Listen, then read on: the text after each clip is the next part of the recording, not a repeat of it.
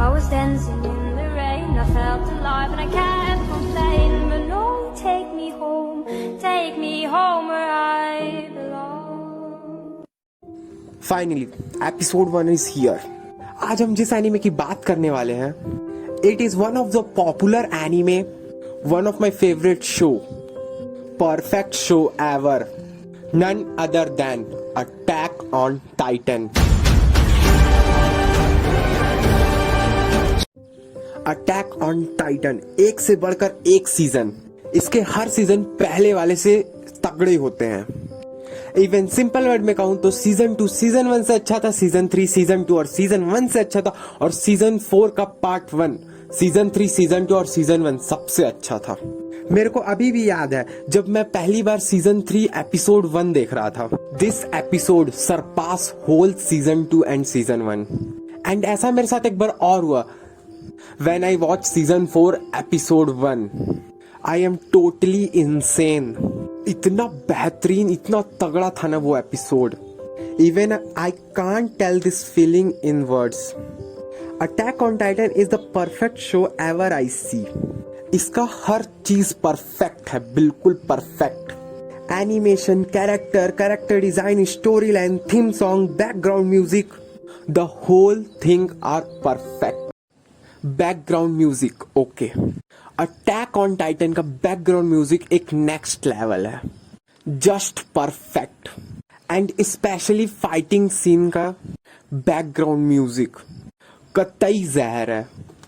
जो सीजन 3 तक चलता था बैकग्राउंड म्यूजिक फाइटिंग सीन्स में,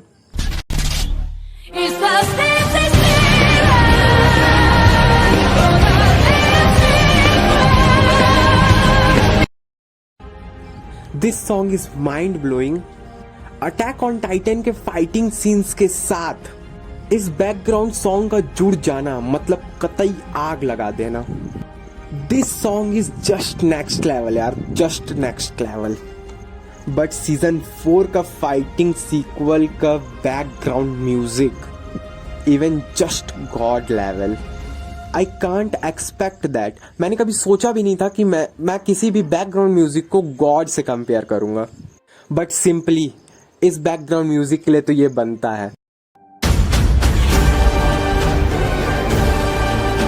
When I hear this background music very first time, one second, I tell you my whole incident.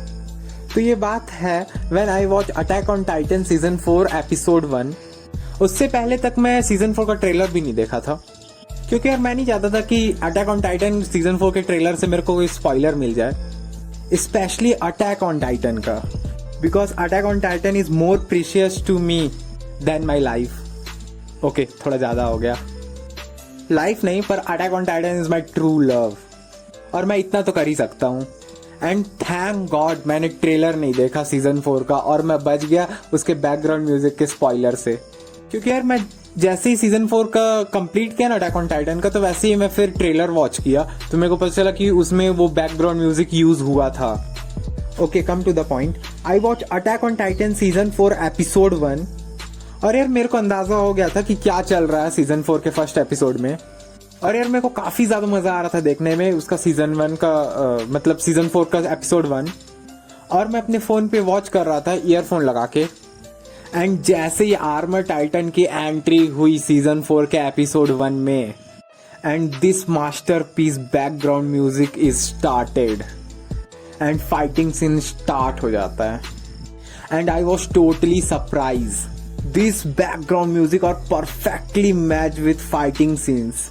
And to be honest मेरे goose bumps खड़े हो गए थे.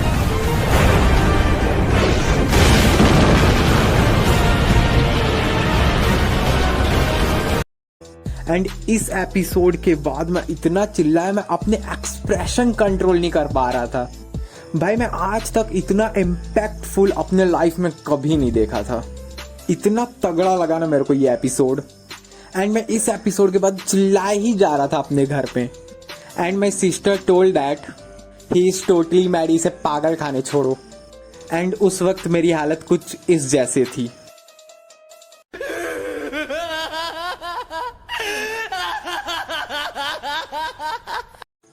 गाइज बिलीव मी, सीजन 4 का हर episode इसी तरह से इतना इम्पैक्टफुल था। एंड यार मैं हर एपिसोड के बाद अपनी फीलिंग्स को कंट्रोल नहीं कर पाता था। ये तो बात हो गई सीजन 4 की। इस एनीमे का जितना इम्पैक्टफुल म्यूजिक है, जितना इम्पैक्टफुल इसका स्टोरी लाइन है, उतना ही इम्पैक्टफुल इसके कैरेक्टर्स हैं। एंड यार मैं कैरेक्टर डिजाइन की क्या ही बात करूं यार, ये नेक्स्ट लेवल है। ओके तो अटैक ऑन टाइटन्स के कैरेक्टर्स की बात हो रही है तो हम लोग एरविन स्मिथ को कैसे भूल सकते हैं। भाई ये बंदा एक अलग ही लेवल पे है। भाई कोई बंदा इतना इम्पैक्टफुल कैसे हो सकता है। भाई believe me, attack on Titan के क्रिएटर इस बंदे के ऊपर ना अपनी पूरी जान फूंक दिए होंगे, तब जाके एरविन स्मिथ एक मास्टरपीस कैरेक्टर तैयार हुआ है। एंड यार मैं इस बंदे की तारीफ में क्या बोलूं, मेरे को समझ नहीं आ रहा है। यार मैं अपने एक इंसिडेंट से आप लोग को बताने की कोशिश करता हूं कि ये बंदा कितना इम्पैक्टफुल है मेरे लिए एंड बाकियों के लिए भी। तो ये बात है जब मैं सीजन 3 देख रहा था अटैक ऑन टाइटन का। मेरे को एपिसोड नंबर तो याद नहीं है, लेकिन उस सीन में ये हो रहा था कि जो बीस्ट टाइटन था उसके साथ फाइटिंग सीन चल रहा था। तो जो बीस्ट टाइटन था वो लोगों के ऊपर पत्थर फेंक रहा था और यार वहां के जितने भी लोग थे उन लोग को सूझ नहीं रहा था कि वो क्या करें। तो एरविन स्मिथ एक स्ट्रैटेजी बनाता है। तो यार वो स्ट्रैटेजी ये थी कि एरविन स्मिथ और उसके जितने भी सोल्जर्स थे वो घोड़े में बैठ के बीस्ट टाइटन का ध्यान अपनी तरफ करेंगे और पीछे से लीवाई उसको खत्म कर देगा।